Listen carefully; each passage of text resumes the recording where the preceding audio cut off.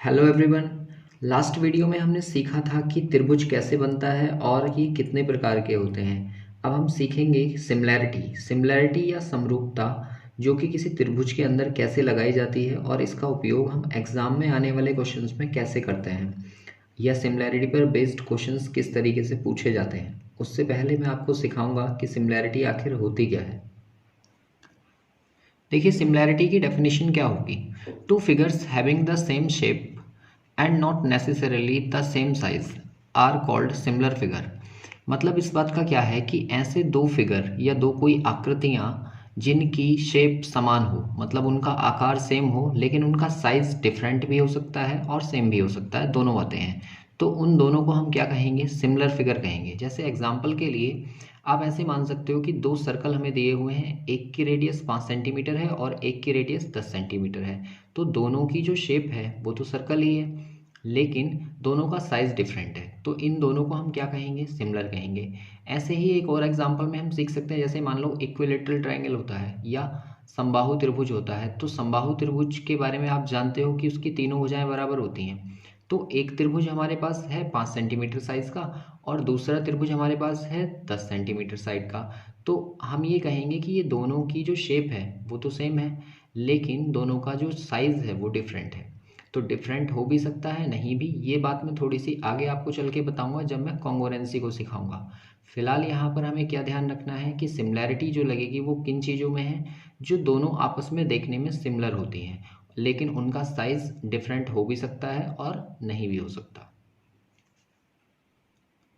अब देखो, सिमिलैरिटी का हमारे लिए क्या यूज़, या मैथमेटिक्स में हम सिमिलैरिटी का क्या यूज़ करते हैं। तो हम जो है डिफरेंट डिफरेंट पॉलीगन्स में सिमिलैरिटी का यूज़ कर सकते हैं। जैसे मान लो यहाँ पर हम ट्राइंगल को भी सोच सकते हैं या रेक्टेंगल को सोच सकते हैं, क्वाड्रिलेटरल जितने भी हैं उनमें सिमिलैरिटी हम लगा सकते हैं। फिलहाल मैं अगर बात करूँ कि एक पॉलीगन जनरल वे में अगर हम बात करें कि भाई हम बहुभुज की बात कर रहे हैं, तो बहुभुज के बारे में सिमिलैरिटी क्या कहती है।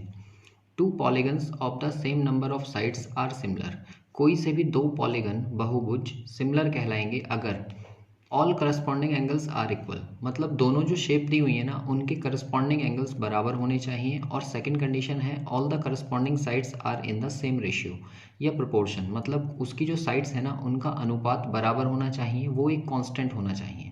एग्जाम्पल के लिए दो रोम्बस हैं हमारे पास, जिसमें से पहला रोम्बस जो है उसकी साइड कितनी है, 5 सेंटीमीटर है। एक समचतुर्भुज जिसकी चारों भुजाएं बराबर होती हैं, मैंने 5 मान लिया। और एक दूसरा है हमारे पास और दूसरे की साइड कितनी है, 2 सेंटीमीटर है। तो आप ये जानते हो कि ये दोनों के दोनों रोम्बस एक जैसे दिख रहे हैं, और लेकिन इनका जो साइज़ है वो डिफरेंट है।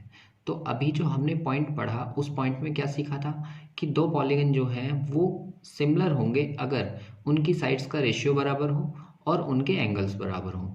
तो अगर मैं बात करूं कि इसके जो एंगल्स हैं वो कितने हैं, वो बराबर हैं, और साथ ही साथ जितनी भी साइड्स दी हैं उनका जो रेशियो निकालूं तो हर एक का रेशियो 5/2 आएगा ना। तो यहाँ से दोनों बातें फुलफिल हो रही हैं कि भाई साइड्स का रेशियो भी बराबर है और करस्पॉन्डिंग एंगल भी बराबर हैं, तो दोनों के दोनों पॉलीगन जो है ना वो सिमिलर कहलाएंगे। अब देखिए, हम जो यहाँ पर पढ़ने वाले हैं ना वो सबसे ज़्यादा सिमिलैरिटी ऑफ ट्राइंगल्स पढ़ने वाले हैं, क्योंकि ट्राइंगल्स से रिलेटेड एग्जाम में बहुत सारे क्वेश्चंस आते हैं।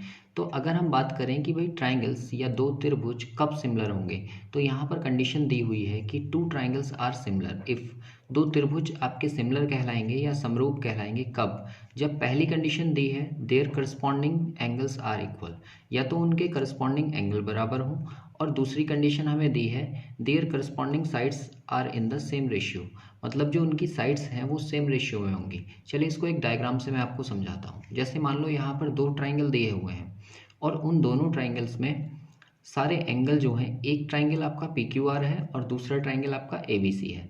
तो ए बी सी और पी क्यू आर में सारे एंगल्स आपको बराबर दिख रहे हैं, और साथ ही साथ जो साइड्स का रेशियो है वो देखो लगभग दुगना है, और हर एक में अगर दुगना है तो हम ये कहेंगे कि भाई करस्पॉन्डिंग एंगल भी इक्वल हो गए और साइड्स का रेशियो भी बराबर है। तो ये दोनों के दोनों ट्राइंगल क्या कहलाएंगे, सिमिलर कहलाएंगे। आई होप ये बात आपको समझ आ गई होगी। तो सिमिलैरिटी को जब हम ट्राइंगल में लगाते हैं तो उसके लिए मेनली दो रूल्स हमें याद रखने हैं। देखिए, फर्स्ट रूल है हमारे पास एंगल एंगल सिमिलैरिटी क्राइटेरियन, या एंगल एंगल समरूपता कसौटी। तो इसको देखिए हम कैसे लगाते हैं। जैसे मान लो इस एग्जांपल से इसको समझिए कि हमारे पास दो ट्राइंगल दिए हुए हैं, एक ट्राइंगल है ए बी सी और दूसरा ट्राइंगल है पी क्यू आर। तो अगर ये दोनों ट्राइंगल में मैं बात करूं कि ये दोनों सिमिलर होंगे या नहीं होंगे, तो एंगल एंगल रूल क्या कहता है। मान लो इस वाले ट्राइंगल का एक एंगल इस वाले ट्राइंगल के एक एंगल के बराबर है और ये जो बी है ये बराबर है क्यू के।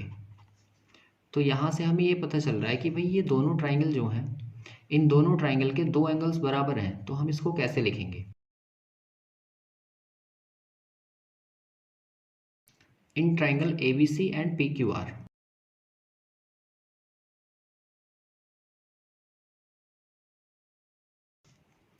पहला एंगल हमारा बराबर है एंगल ए पी के बराबर है, उसको हमने एंगल कहा। और दूसरा एंगल बी जो है वो क्यू के बराबर है, दूसरा एंगल कहा।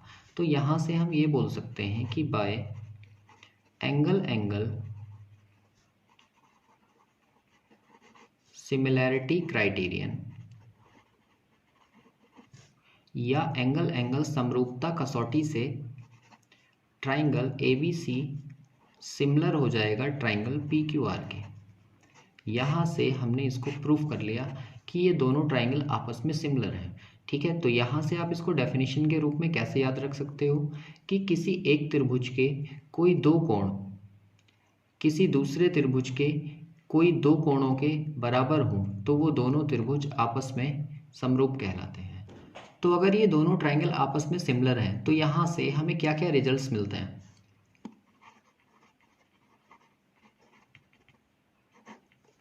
देखिए रिजल्ट नंबर फर्स्ट तो हमें ये मिलेगा कि ये जो तीसरा एंगल है ना ये भी आपस में बराबर होगा।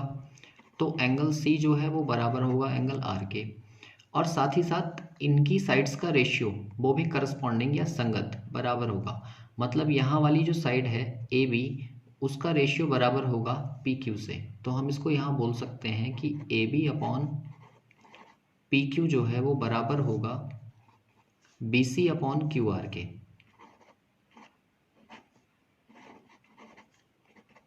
जो बराबर होगा A C upon P R के। और ये जो तीनों की एक वैल्यू आएगी वो कोई कांस्टेंट वैल्यू होगी। यहाँ से हम ये बोल सकते हैं कि इनके एंगल्स भी बराबर होंगे और साथ ही साथ उनकी साइड्स का रेशियो भी बराबर होगा। अब देखिए यहाँ से अगर ये दोनों ट्राइंगल सिमिलर हैं तो यहाँ से बहुत सारे रिजल्ट हमारे ऐसे आते हैं जो हमारे क्वेश्चंस को बनाने में हेल्प करेंगे। देखो जैसे यहाँ पर हमें दिया हुआ है ट्राइंगल ए बी सी और एक ट्राइंगल पी क्यू आर। तो हम ये कहेंगे कि अगर ये ट्राइंगल दोनों आपस में सिमिलर हैं तो इनकी सभी चीज़ों का रेशियो बराबर होगा। सभी चीज़ों का मतलब क्या है, जैसे मैं ये कहूँ कि पहले ट्राइंगल की ए बी जो साइड है ना उसका रेशियो पी क्यू के बराबर होगा, बी सी जो साइड है वो क्यू आर के बराबर होगा और ए सी जो साइड है वो पी आर के बराबर होगा। तो यहाँ से अगर हम एक जनरल फॉर्मूला बनाना चाहें तो वो कैसे बनेगा, side one upon side two. मतलब वन जो है वो पहले ट्राइंगल को रिप्रेजेंट कर रहा है और टू जो है वो दूसरे ट्राइंगल को रिप्रेजेंट कर रहा है। तो side one upon side two equals to median one upon median two equals to altitude one upon altitude two equals to perimeter first upon perimeter second. मतलब पहले ट्राइंगल का पेरीमीटर और दूसरे ट्राइंगल का पेरीमीटर भी उनके रेशियो जो होंगे ना वो बराबर होंगे। और ऐसे ही equals to inradius one upon inradius two equals to circumradius one upon circumradius two और equals to square root of area one upon area two. ये पूरा का पूरा जो एक जनरल फॉर्मूला है इसको आप ऐसे याद रखिए कि अगर दो ट्राइंगल आपस में सिमिलर होंगे तो उनकी सभी चीज़ों का रेशियो जो है ना वो आपस में बराबर होगा। यहाँ से अगर मान लो कोई से भी दो टर्म आपको दे दिए जाएं तो आप उससे क्वेश्चन को कैसे सॉल्व करोगे। देखिए एक एग्जाम में आए हुए क्वेश्चन से समझिए। ये कहा गया है कि यदि ट्राइंगल ए बी सी जो है वो पी क्यू आर के सिमिलर है और area of A B C equals to 16 centimetre square और area of P Q R equals to 25 centimetre square है, तब अगर बी सी की वैल्यू 12 सेंटीमीटर है तो आर क्यू की वैल्यू कितनी होगी। तो देखो इस क्वेश्चन को करने की अप्रोच हमारी क्या होगी। यहाँ पर जो दो ट्राइंगल आपको दिए हुए हैं triangle A B C similar है ट्राइंगल पी क्यू आर के, तो आप ये कहोगे कि साइड्स का रेशियो बराबर होगा। और साइड्स का रेशियो हम कैसे बराबर करेंगे, अगर हमें साइड बी सी चाहिए तो यहाँ से हम क्यू आर लेंगे, तो दोनों को बराबर करो। हम ये कहेंगे कि भाई B C upon Q R की जो वैल्यू होगी ना वो बराबर होगी square root of area A B C upon area P Q R. ठीक है, ये अभी तो हमने पीछे सीखा था। तो यहाँ से जब हम इसमें वैल्यू भरेंगे तो क्या आएगा, BC की वैल्यू आपको दे रखी है 12 और अपॉन QR जो है वो आपको फाइंड करना है, और स्क्वायर रूट ऑफ ABC का एरिया आपको दे रखा है 16 और इसका दूसरा एरिया दे रखा है आपको 25। तो अगर हम इसको सॉल्व करें तो सॉल्व करने पर हमें क्या मिलेगा, 12 अपॉन QR तो ऐसे ही रहेगा और इक्वल्स टू 16 अपॉन 25 का स्क्वायर रूट ले लो तो ये 4 अपॉन 5 हो जाएगा, और 4 से इसको मैं कट कर दूँ 3 टाइम्स तो QR की वैल्यू यहाँ से कितनी आ गई, 15 सेंटीमीटर, और यही इस क्वेश्चन का आंसर है।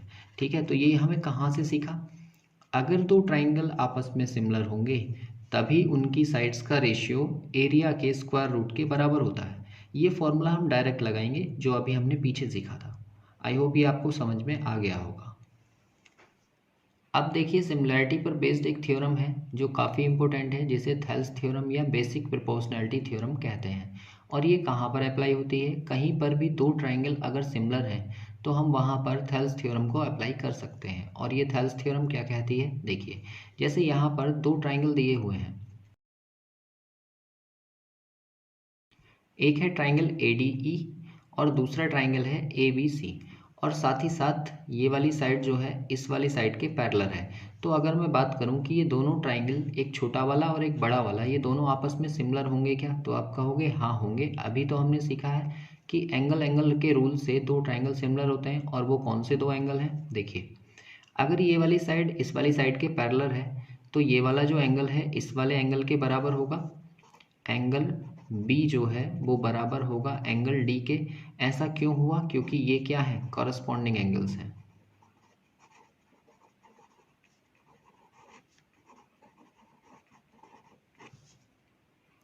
और ऐसे ही दूसरा एंगल हमें कौन सा दिख रहा है, A। अगर मैं बात करूं ट्राइंगल ADE की तो यहाँ पर भी एंगल A है, और अगर मैं बात करूं ABC की तो यहाँ पर भी एंगल A है। तो हम ये बोलेंगे कि एंगल A जो है वो कॉमन है दोनों ट्राइंगल्स में। तो अगर हम ये कहें कि भाई यहाँ दो एंगल हमें मिल गए तो एंगल सिमिलैरिटी क्राइटेरियन से ये दोनों के दोनों आपस में सिमिलर होंगे कि नहीं होंगे, होंगे। यहाँ से हम ये बोल सकते हैं कि ADE जो है वो सिमिलर होगा ट्राइंगल ABC के। और अगर ये दोनों ट्राइंगल आपस में सिमिलर हैं तो यहाँ से देखो कितने रिजल्ट हमारे सामने आते हैं जो थेल्स थ्योरम हमें बताती है, जिसमें नंबर फर्स्ट रिजल्ट हमारा होगा कि इसकी साइड जो पहली वाली है वो बड़ी वाली साइड के साथ रेशियो बराबर होगा, मतलब AD अपॉन AB जो है वो बराबर होगा AE अपॉन AC के। पहला रिजल्ट ये आपको याद रखना है। नंबर 2, दूसरा रिजल्ट क्या बनेगा, अगर मुझे सिर्फ इतनी साइड निकालनी हो तब भी मैं इसको अप्लाई कर सकता हूँ, कैसे, DB अपॉन AC या AB सॉरी, और यहाँ से AE upon EC upon AC। ये दूसरा रिजल्ट आपका हो गया। और ऐसे ही तीसरा रिजल्ट आपको क्या याद रखना है कि ये वाली जो साइड है ये भी निकाली जा सकती है, मतलब AD upon DE equals to AB upon BC। तो यहाँ से ये तीन रिजल्ट आपके आ रहे हैं। इनकी ज़रूरत कहाँ पड़ती है, जैसे मान लो आपको ये वाली साइड दे दी जाए 3 सेंटीमीटर और ये वाली साइड आपको 5 सेंटीमीटर दे दी जाए, और ऐसे ही आपसे ये कहा जाए कि ये 7 सेंटीमीटर है, तो आप बताइए कि ये वाली साइड कितनी होगी। तो आप कहोगे कि मैं फर्स्ट रिजल्ट इसमें लगाऊंगा, ये वाली साइड अपॉन ये वाली साइड इक्वल्स टू ये वाली साइड अपॉन ये वाली साइड। देखो एक चौथा रिजल्ट यहाँ से मैंने लिखा नहीं अभी, ये भी बन सकता है कि AD upon DB equals to AE upon EC। ये चारों रिजल्ट यहाँ से हम थेल्स थ्योरम से बना सकते हैं। और साथ ही साथ यहाँ से एक चीज़ और भी याद रखनी है कि अगर इनमें से कोई सा रेशियो आपस में बराबर है तो ये दोनों साइड पैरेलल होंगी। का मतलब यहाँ से थेल्स थ्योरम का कन्वर्स भी ट्रू है। कन्वर्स का मतलब क्या है, जैसे हमने अभी ये सीखा कि अगर ये वाली दोनों साइड्स पैरेलल हैं तो ये वाले रेशियो आपस में बराबर होंगे। तो इसका उल्टा भी होगा कि अगर ये रेशियो बराबर हुए तो ये दोनों साइड आपस में पैरेलल होंगी। तो दोनों ही तरीके से हम इस थ्योरम को यूज़ करेंगे, कन्वर्स भी और जो स्टेटमेंट हमारा है वो भी। और इसी के साथ साथ आपको एक रिजल्ट और भी याद रखना है कि अगर ये जो साइड दी हुई है हमें AB, उसका D जो है वो मिड पॉइंट हो। मिड पॉइंट का मतलब क्या है कि अगर ये वाली साइड इस वाली साइड के बराबर हो। इसको हम थोड़ी देर के लिए हटा देते हैं, ये हमने अभी ऐसे ही एग्जाम्पल के रूप में लिखा था। लेकिन अगर मैं ये बोलूँ कि ये जो साइड दी हुई है ए बी, इसका ठीक मध्य बिंदु क्या हो, डी हो, तो ए सी जो है ना उसका मध्य बिंदु ई होगा अगर ये वाली साइड इसके पैरेलल है। का मतलब जैसे मान लो मैं ये कहूँ कि भाई एक ट्राइंगल है मेरे पास, समझना इस बात को ज़रा। अगर एक ट्राइंगल है मेरे पास और यहाँ पर एक साइड दी हुई है ये वाली, और ये जो बिंदु है ये इसका मिड पॉइंट है, मतलब ये वाली लाइन इस वाली लाइन के बराबर है। अगर ये 1 है तो ये भी 1 होगा, और ये वाली साइड इस वाली साइड के पैरेलल दी हुई है, तो इस वाली साइड को भी ये मिड पॉइंट पर ही कट करेगा। ठीक है, ए बी और सी, यहाँ पर डी और ई है। तो ये बात ध्यान रखनी है कि अगर ए बी का मिड पॉइंट डी है और बी सी जो है वो पैरेलल है डी ई के, तो ए सी का मिड पॉइंट ई होगा, और इसको हम जानते हैं मिड पॉइंट थ्योरम के नाम से। ठीक है, लेकिन ये ज़्यादा हमें किस यूज़ में आता है कि अगर डी ई लेंथ हमें निकालनी हो मिड पॉइंट देकर, तो आप यहाँ से सीधे ये याद रखना कि डी ई की जो वैल्यू होती है वो हाफ ऑफ बी सी होती है। ठीक है, ये मिड पॉइंट थ्योरम का रिजल्ट है। ये दोनों की दोनों थ्योरम सिमिलैरिटी में लगती हैं और काफ़ी इंपॉर्टेंट है। और साथ ही साथ इसका कन्वर्स भी ट्रू होगा। कन्वर्स का क्या मतलब है कि अगर ये वाली साइड 1 है और ये वाली साइड 2 है, तो ये इसका हाफ हो गया ना, और अगर ये हाफ है तो डी ई जो है वो पैरेलल होगी बी सी के। मतलब अगर पैरेलल थी तो ये इसका हाफ होगा, और इसका कन्वर्स होगा कि अगर ये हाफ होगा तो ये इसके पैरेलल होगी। दोनों ही रिजल्ट आपको याद रखने हैं, जब कभी ज़रूरत पड़ेगी तो हम इनको अप्लाई करेंगे। तो इस वीडियो को दोबारा देखिए, और जो भी कोई डाउट आपके हैं वो आप कमेंट कर सकते हैं। नेक्स्ट वीडियो में मैं सिमिलैरिटी पर बेस्ड क्वेश्चंस जो प्रीवियस ईयर में पूछे गए हैं वो आपके लिए लाऊंगा, और उन्हें हम कैसे सिमिलैरिटी से सॉल्व करते हैं वो भी सिखाऊंगा।